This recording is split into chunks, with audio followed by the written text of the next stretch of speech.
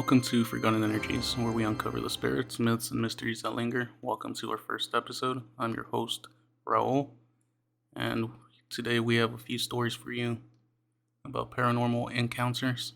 If you have any of your own that you'd like to send in, follow us on Instagram under Forgotten Energies Podcast and hit that email button, and we will receive any stories that you might have for us. So, to begin, we're going to go on with our first story. That's titled Weird Shit Happens Down in the Basement. So this happened in the basement of my childhood home when I was around 13 and 14 years old. The house didn't feel particularly haunted, but both of my two siblings can attest. Weird shit used to happen down in that basement. I was having a sleepover with a friend, and whenever we stayed at my house, we always slept down there. Basement was fully finished with a big TV, couch, pool table, Murphy bed, the works. So it was great because us rowdy teenagers could hang out down there. Anyways, we fell asleep watching a movie on DVD, and at some point I recall waking up to the bright yellow selection screen, glaring in the dark, and the same annoying sound clip replaying over and over at just a few decibels too loud. Now it's important to note, to the left of the TV was a tall skinny closet with a door. I remember we had gone into the closet to grab some extra blankets before starting the movie, and perhaps we didn't close it all the way, because when I woke up, the door was slightly ajar. When I wake up, I find that I'm in that weird, surreal state that I can't really tell if I'm awake yet or still asleep, maybe just dreaming. But I look at the TV and I'm suddenly frozen with fear. Right in front of the TV, on the left-hand side, was this tall, skinny, black shadow, obstructing the bright yellow color of the screen. It didn't have any particular features, more just a dark, vaguely shaped mist of a standing figure.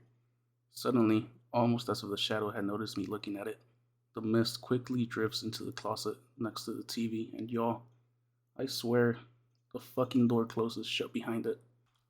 At this point, I'm so scared I couldn't move. I wanted to wake up my friends so badly, but I couldn't even bring myself to speak. I just sat there, hoping I was seeing things and or trying to convince myself that I was still asleep, and it was, in fact, just a dream. All of a sudden, my friend, whom I thought was sleeping this entire time, sits straight up next to me on the couch and goes, "Did you just fucking see that?" We sprinted up those goddamn stairs so fast our feet barely touched the ground. Really, I don't think I've ever run like that in my entire life. We told my parents the next morning and they just laughed at us, clearly not believing it.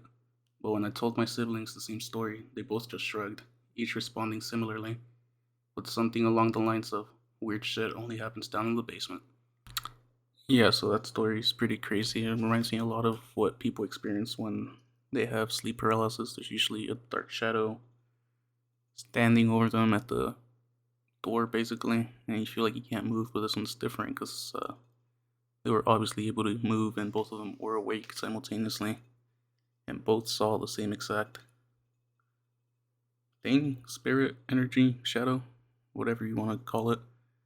And then also the fact that the siblings pretty much said weird shit happens in the basement just kind of adds a little bit more to it.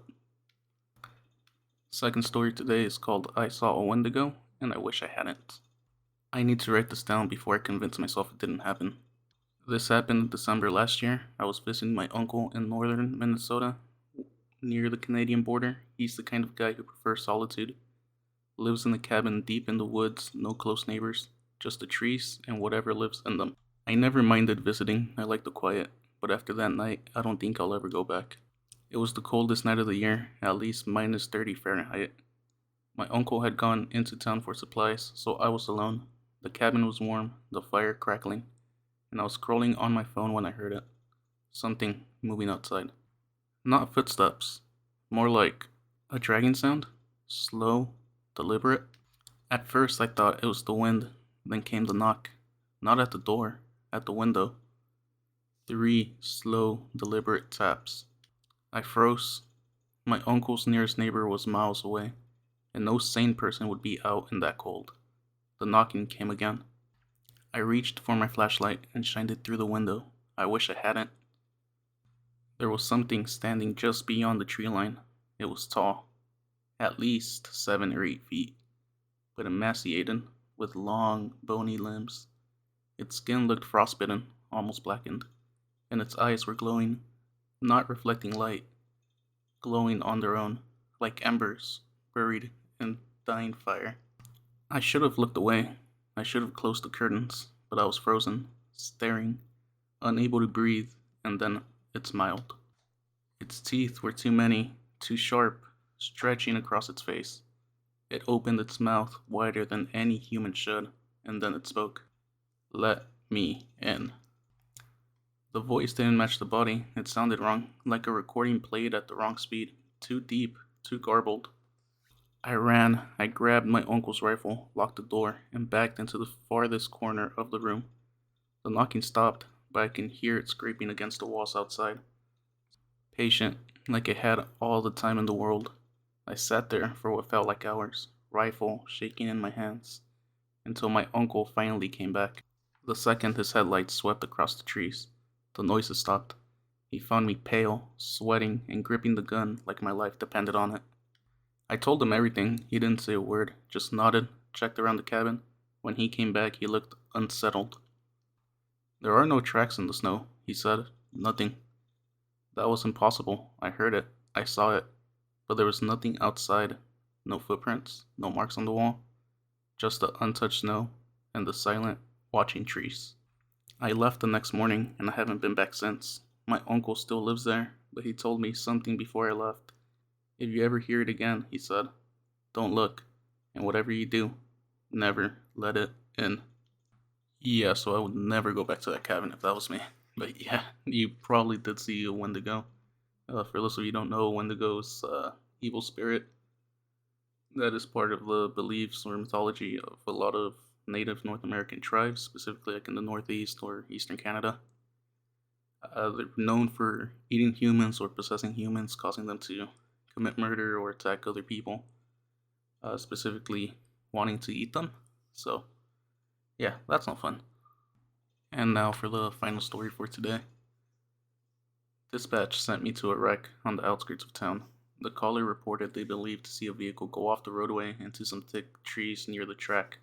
They couldn't provide an exact location, only a vague 8-mile stretch of highway based on landmark. The highway ran parallel to the tracks, bordered by thick trees. I began my search, driving slowly along the shoulder and scanning the area. I made a loop around for the first time and I didn't find anything. I requested a drone to assist in the search. I rolled down the windows and continued for the second time. About 2 miles in, I heard a voice shout out, "Over here!" I called dispatch and ran into the thick wooded area and found the wreck. The male driver had succumbed to his injuries. I then heard a soft cry coming from the back. It was an infant. The child was not hurt and given to EMS. We combed the area and didn't find anyone else. Yeah, this final story. That's a crazy one. Couldn't find the wreck. Kept driving around until we heard someone scream over here, but the only adult person could even speak, for that matter, was already deceased. Is it possible that the father spirit stuck around and made himself known so the baby would be found? Thank you for joining me on my first episode here at Forgotten Energies. It's going to be a bit of a short one as I'm just getting a feel for all of this and trying to get everything down. Again, if you have any stories to share with us that you'd like us to read on our Instagram page, Forgotten Energies Podcast, you can email us or send us a message. Till next time.